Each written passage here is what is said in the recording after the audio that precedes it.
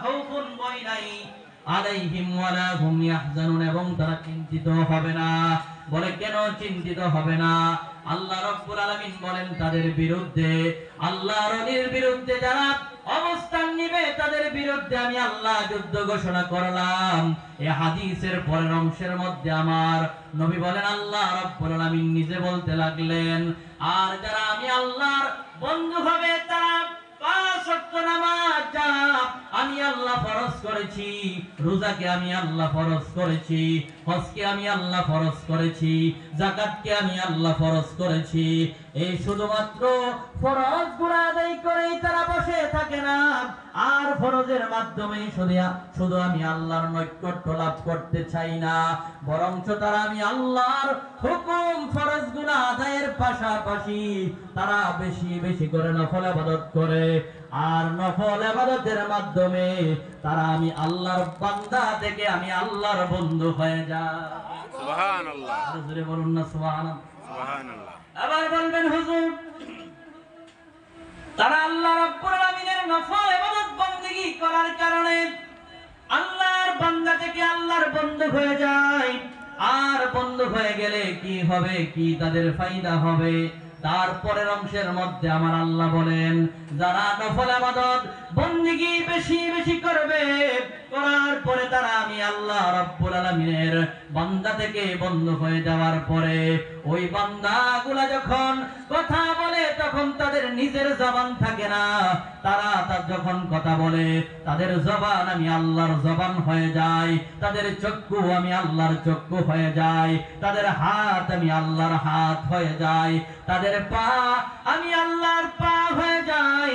অর্থাৎ তারা যা কিছু করে আমি আল্লাহ রব্বুল আলামিনের নির্দেশ ছাড়া কোনো কিছু করে না। জুড়ে বলুন সুবহানাল্লাহ। সুবহানাল্লাহ। তাহলে ওই ওলি হওয়ার দরকার আছে না নাই? আছে। এখন অনেকে বলবেন, হুজুর আমরা কেমনে ওলি হব? ওলি হইতে দুইটা জিনিস লাগে। কয়টা?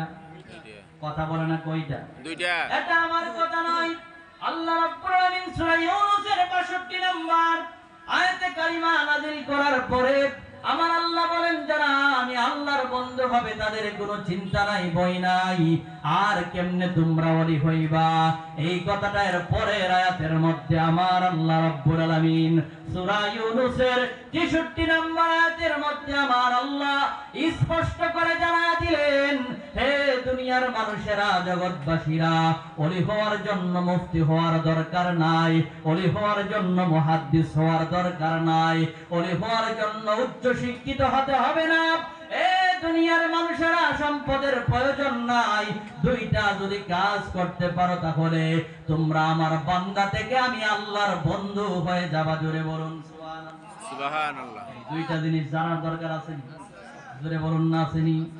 আল্লাহ রাব্বুল আলামিন বলেন, আল্লাযীনা আমানু ওয়া কানু ইয়াত্তাকুন। আল্লাহু আকবার। আল্লাহ রাব্বুল আলামিন বলেন, যারা আমি আল্লাহর উপরে ঈমান আনবে, আমি আল্লাহ রাব্বুল আলামিনের উপরে যারা ঈমান আনবে, রাসূলের উপরে যারা ঈমান আনবে, আর ঈমান আনার পরে আরেকটা কাজ করবে, ওই কাজটা হচ্ছে ওয়াকানু ইয়াত্তাকুন। ঈমান আনার পরে যারা তাকওয়া অবলম্বন করবে, আমি আল্লাহকে যারা ভয় করবে, আমার আল্লাহ বলেন এই দুইটা কাজ যারা করবে আমি আল্লাহ ঘোষণা দিয়ে দিলাম। বলে আল্লাহ কি ঘোষণা আপনি দিলেন? আল্লাহ রাব্বুল আলামিন সূরা ইউনূসের ৬৪ নম্বর আয়াতের মধ্যে তাদের ব্যাপারে সুসংবাদ দিয়ে বলেন, লাহুমুল বুশরা ফিল হায়াতিদ দুনিয়া ওয়া ফিল আখিরাহ লা তাবদীলা লিকালিমাতিল্লাহ।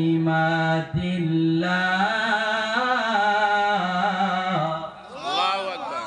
আর জোরে বলুন আল্লাহু আকবার। আল্লাহু আকবার। আল্লাহ রাব্বুল আলামিন বলেন, যাদের মধ্যে দুইটা গুণ থাকবে, এক নম্বরে ঈমান, আর দুই নম্বরে আমি আল্লাহর ভয়, এই দুই দুইটা গুণ যার মধ্যে থাকবে আমার আল্লাহ রাব্বুল আমিন বলেন আমি আল্লাহ তাদের ব্যাপারে কুরআনুল কারীমের মধ্যে সুসংবাদ দিয়ে দিলাম।